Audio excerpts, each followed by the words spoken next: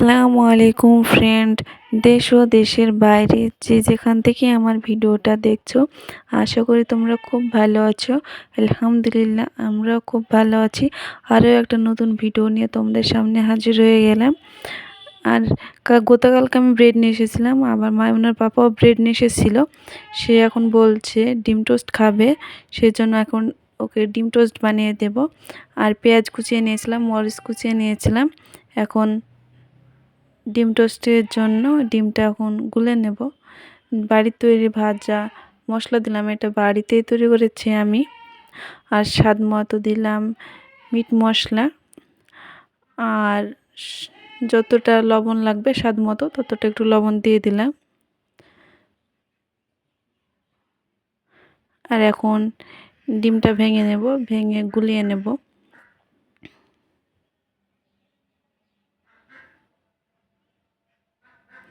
বাটিটা নড়ছে কারণ এক হাত দিয়ে ভিডিওটা করছি, সেজন্য স্ট্যান্ডে হাত দিয়ে আছে, স্ট্যান্ড দিয়ে করছি কিন্তু এক হাতে বাটিটা নড়ছে, সেজন্য এক হাতে করছি বললেই নড়ছে। আর এতে এখন গ্যাসটা জ্বালিয়ে দিলাম।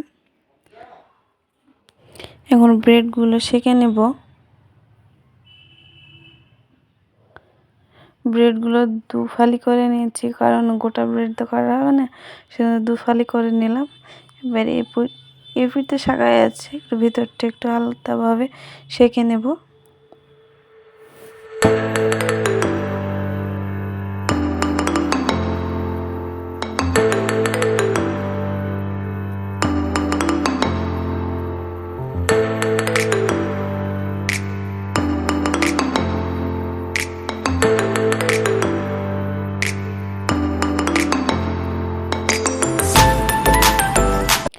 ব্রেডগুলো এখন তুলে নেব।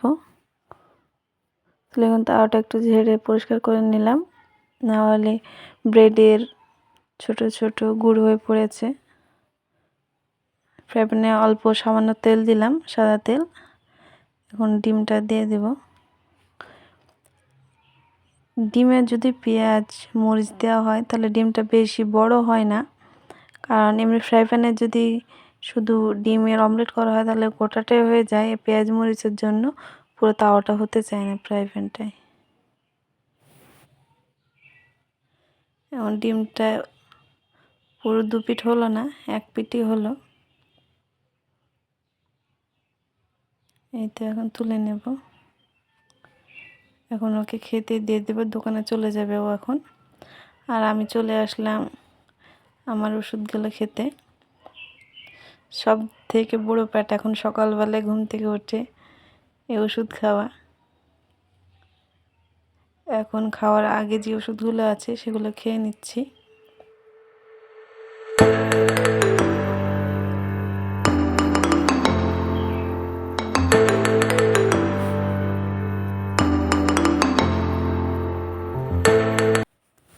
আর দেখো আব্বু এখন কুমড়ো লাগাবে, সেজন্য কুমড়োর বীজগুলো টেকেতে রেখেছিল। এটা টিস্যুতে করে বক্সের ভিতরে রেখে দিয়েছিল, বীজগুলো টেকবে সেই জন্য। লাউয়ের বিচি, সূর্য কুমড়োর বিচি আব্বু এখন লাগাতে যাবে ভুঁয়ে, সেটা আমাকে দেখাচ্ছে। আর ওই সাইডে এখন আমি ওষুধগুলো খেয়ে আব্বুটা দেখে এখন আমার নিজের জন্য খাবার বানাতে চলে আসলাম। ওই প্যানে এখন আমার জন্য ডিম ভেজে নেব। আমার ডিমটা মরিচ কুচি দিইনি, কারণ আম্মু আমার সাথে খাবে, ও বাচ্চা খেতে পারে না। হঠাৎ করে মরলে আম্মুর সাথে খাবে, সেজন্য মামের জন্য এখন একটা ডিম ভেজে নিচ্ছি। গতকালকেকার খিচুড়ি আছে, ওটা এখন গরম করে নিলাম। ওইতে এখন আমাদের মামের সকালকার খাবারটা সেরে নেব। আব্বু মাও খাইলো, কারণ গতকালকার রাত্রে খিচুড়িটা শক্ত হয়ে গেছিলো, সেই জন্য এখন আমি আবার অল্প গরম পানি দিয়ে খিচুড়িটা আবার রান্না করে নিলাম। তাহলে ভালো হবে, গরম গরম খিচুড়ি আর তার সাথে ডিম ভাজা, খেতে ভালোই লাগবে। আর যারা গতকালকার ভিডিওটা দেখেছো তারা জানবে খিচুড়ির কথা, আর যারা নতুন আমার ভিউয়ার্স তারা জানবে না, তারা গতকালকার ভিডিওটা দেখে আসো, অবশ্যই ভালো লাগবে। আর এই তো ডিম ভাজাটা হয়ে গেল, এখন এখন খিচুড়ির ওপরে তুলে নেব। মনে হচ্ছে গতকালকে খিচুড়ি। গরম গরম খিচুড়ি, ডিম ভাজা।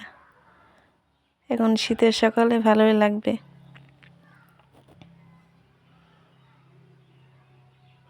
খিচুড়িটা ভাব বাড়াচ্ছে গরমের। খাওয়া দাওয়া সেরে দুপুরকার জন্য রান্নার জন্য চলে আসলাম কলপাড়ে। কালকে মামনার পাপা বোথের শাক নিয়ে এসেছিলো।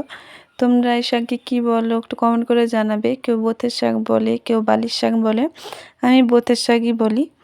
এখন দুবার বা তিনবার ধুয়ে নেব, ধুয়ে নিয়ে পানি ঝরাতে রেখে দেবো শাকটায়, তাহলে তাড়াতাড়ি রান্না হয়ে যাবে পানিটা ঝরে গেলে। আর মাইমুনার পাপা শাকটা পুরো বেছে নিয়ে এসেছিলো যাতে আমার সুবিধা হয়, নাহলে অনেকটা সময় লাগে শাকটা বাছতে। সেজন্য ও বেছে নিয়ে এসেছিলো। আমি এখন শুধু ধুয়ে নিলাম, ধুয়ে চেখে রেখে দেবো। আর আজ মা রান্না করছে, আমি বাইরেকার কাজগুলো করে নেব। সেজন্য মা বললো শাকটা ধুয়ে দিতে, আমি এখন ধুয়ে নিয়ে দেবো মাকে। মাই রান্না করবে আজকে।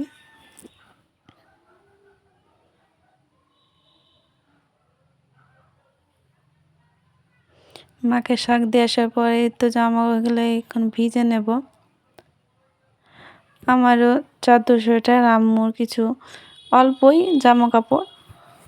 রোদে উঠে গেছে, এখন ভালোই রোদ উঠছে। সকালই ঘুম থেকে ওঠার সঙ্গে সঙ্গে দেখছি রোদ উঠে যাচ্ছে।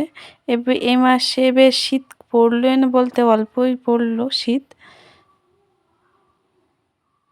এখন এগুলো ভিজে রেখে, অল্প একটু ভিজাবো, বেশি ময়লা নেই, ভিজে রেখে কেচে দেবো। সঙ্গে সঙ্গে রোদ উঠছে, তাহলে দুপুর না হলে সন্ধ্যার আগে আগে শুকিয়ে যাবে। আর এখন এই বাইরে এখানে টানা রোদ থাকে গোটা দিন, প্রায় আসর আজানের পরেও রোদ থাকে জায়গাটা। সেই জন্য এখানে মেলে দিলাম জামা কাপড়গুলো। আর শীতের জিনিস তো বাতাসেই বেশিরভাগ জিনিস শুকিয়ে যায়, তাতে আবার রোদ আছে অল্প সময়ে। আর বাচ্চা থাকলে তো জানো অনেকগুলোই হয়, কিন্তু গতকালকে কেচে দিয়েছিলাম। আজ সকালই গতকালকে যেটা ছিল ওইটা এখন কেচে দিলাম। গায়েরগুলো থাক, গোসলের সময় কেচে দেবো, না হলে আগামীকালকে কেচে দেবো জামাগুলো।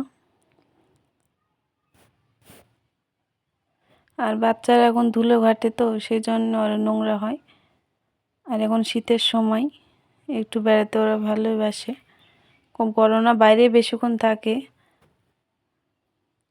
আর এই তো মা রান্না করেছে টক ডাল, কাঁচা তেঁতুলের টক ডাল।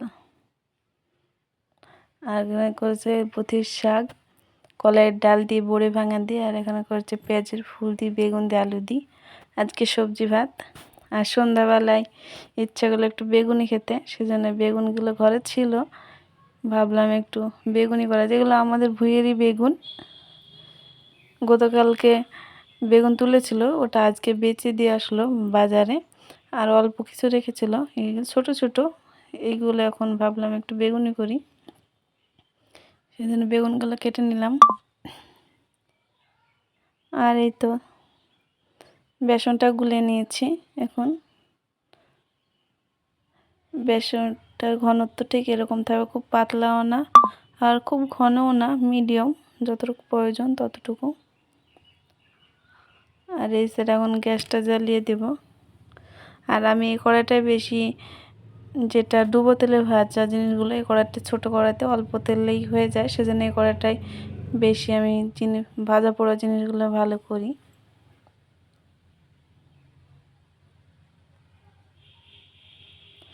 আর যারা আমার নতুন ভিউয়ার্স, তারা অবশ্যই আমাকে লাইক, কমেন্ট, শেয়ার এবং সাবস্ক্রাইব করতে ভুলবে না। তোমাদের লাইকে আমাকে আরও ভিডিও বানাতে উৎসাহ করে, এবং ভিডিও লাইক করলে আরও অনেকজনের কাছে ভিডিও যেতে সাহায্য হয়। অবশ্যই তোমরা একটা লাইক করবে। আর এই তো বেগুনিগুলো এখন ভাজতে শুরু করে দিলাম।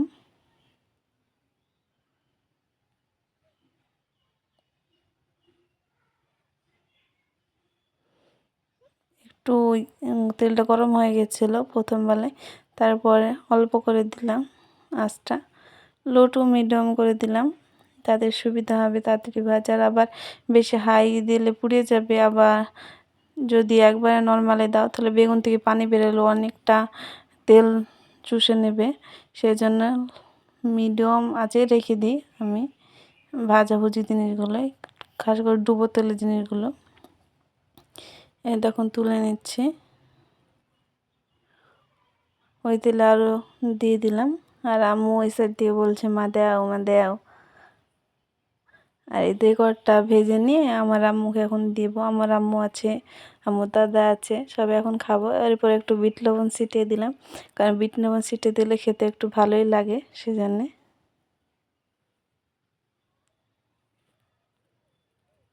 আর এই সাইডে আমার জন্য করছে, আর এই দেখো এই সাইডে চা বসিয়ে দিয়েছি।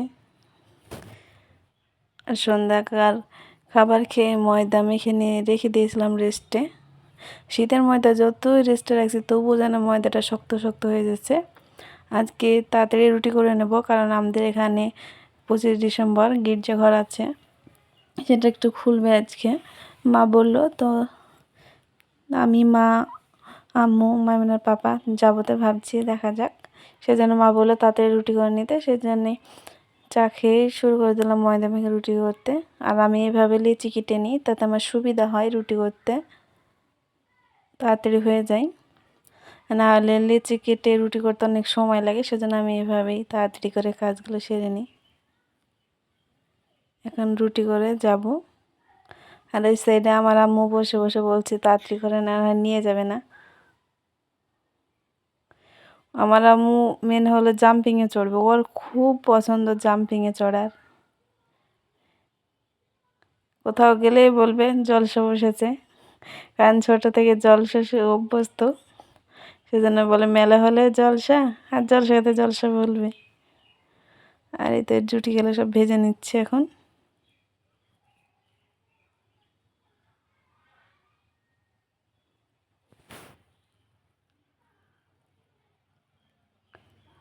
আর এই তো যীশু খ্রিস্টানের গির্জা ঘর সামনে, আমি, মা আর আম্মু যাচ্ছি ভিতরে, আর মাইমুনার পাপা বাইরে আছে। এই তো আম্মু আর আম্মু দাদি এখন যাচ্ছে ভিতরে, ওটা দেখালাম না ভিডিওতে। আর এই তো আমার আম্মু দেখো জাম্পিংয়ে নাচছে কী করে। আর অনেক কিছু ভিডিও শ্যুট করেছি, ভিডিওটা অনেক লম্বা হয়ে যাচ্ছে, সেই জন্য আর এতে অ্যাড করলাম না ভিতরে। আজকের ভিডিওটা এই পর্যন্ত। ভিডিওটা যদি ভালো লেগে থাকে, আগে বললাম লাইক, কমেন্ট, শেয়ার এবং সাবস্ক্রাইব করতে ভুলবে না। খোদা হাফেজ।